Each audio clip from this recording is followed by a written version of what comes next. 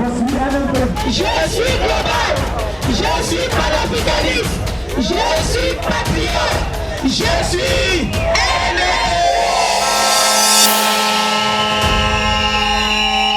Monsieur le docteur Hans Henry, qui est le directeur régional de l'OMS, salue la gestion efficiente de la COVID-19 en demandant, pas le Cameroun, en demandant à l'Occident de prendre le Cameroun en exemple en toute humilité. Je répète, le docteur Hans Henry, directeur régional de l'OMS, a salué la gestion efficiente de la COVID-19 par le Cameroun en demandant à l'Occident de prendre le Cameroun en exemple en toute humilité. Alors, à l'époque, vous savez qu'à l'époque, on nous avait dit que le président était mort et qu'on devait constater la vacance du pouvoir et qu'il a abandonné le Camerounais dans les mains du virus qui va les exterminer. Or, le président, en ce temps, avait envoyé une mission secrète en Chine. On ne savait pas. Pour aller étudier une mission secrète en Chine, pour aller étudier les ressorts de cette affaire. C'est fort de toutes les informations qu'on a amenées qu'il a mis en place la politique de gestion qui fait du Cameroun aujourd'hui l'exemple en matière de gestion du Covid dans le monde. Exemple. Pendant ce temps, ceux qui disaient que le président camerounais est mort se sont illustrés en organisant une escroquerie mondiale qu'on a appelée survival et ils se sont partagés l'argent. Mais ils disaient que le président est mort et qu'il faut constater la vacance du pouvoir.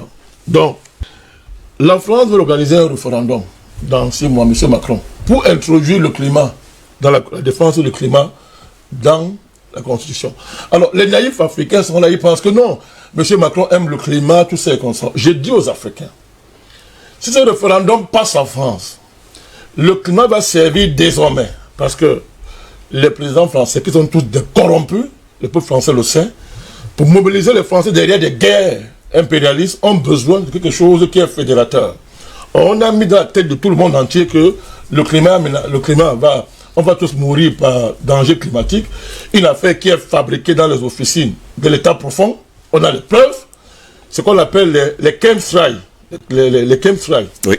Alors, au fur et à mesure, les gens vont comprendre. Il y a un chose qu'on va dire maintenant. Les chemtrails démontrent comment que ces gens eux-mêmes détruisent le climat pour justifier leur domination sur le monde. Donc, si ce référendum passe, la France va désormais engager les guerres en Afrique au nom de la défense de la planète. Et on peut donc arracher vos forêts, arracher vos biens et dire patrimoine commun de l'humanité. Ils ont commencé. Donc, ce truc-là est dangereux pour les Africains. Et nous ne sommes pas des idiots. Nous, on avertit M. Macron, comme le docteur Bella Faye. Nous, on le dit à Mondo Vision. On suit ça de très près. Et on vous attend. L'Afrique vous attend. Donc, il y a les mensonges de Bill Gates. M. Bill Gates, ni maintenant, il nie. Il dit qu'il n'a jamais dit que dans le vaccin, il va pucer les gens. Il nie. Il a tellement nié. Et les médias mainstream, qui sont les esclaves de Bill Gates, n'est-ce pas? On dit non, il n'a jamais dit ça. On a retrouvé la vidéo originelle où M. Bill Gates décrit la puce et les procédés, c'est-à-dire les différentes caractéristiques de son projet, de sa puce. On a retrouvé l'ancienne vidéo. Voilà votre philanthrope. Criminel, menteur, déréglé mental. Alors, il y a M. Gauss, les fake news. Moi, je ne vais pas insister là-dessus beaucoup. On dit que le président américain s'appelle Biden.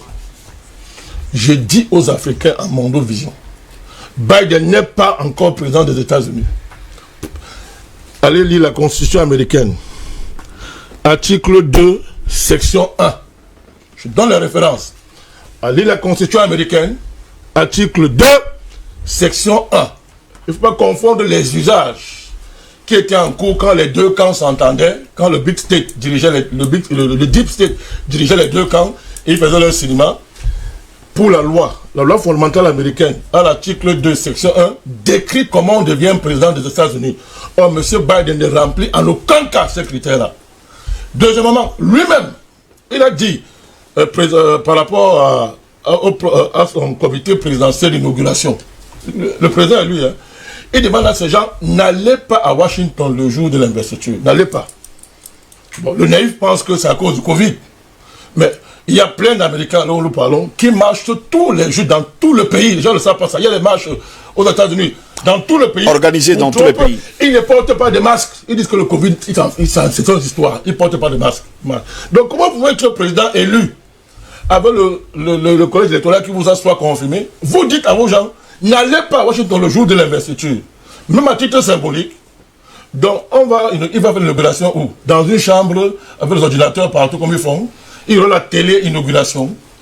Les gens doivent comprendre ce que ça veut dire. Je ne vais pas dire plus parce qu'il faut pas aller vite. Mais moi, je dis, je suis à Mondo Vision, je le dis, M. Biden n'est pas encore le président des États-Unis.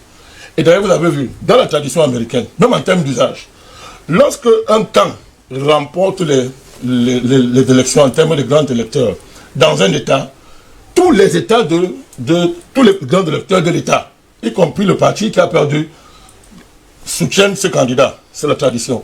Mais observez aujourd'hui, aux États-Unis, dans les 6 États qui auraient là, les États clés, vous n'avez pas vu que les grands électeurs républicains ont plutôt voté. Ils ont fait un collège électoral qui a voté Trump et on a scellé leur vote pour envoyer au Congrès américain. C'est la première fois que ça arrive dans l'histoire américaine. Donc les gens qui dansent au Cameroun, là, les ambazoniens qui dansent, qui disent que ben là, leur Dieu est arrivé, il va les mettre au pouvoir. Vous allez déchanter.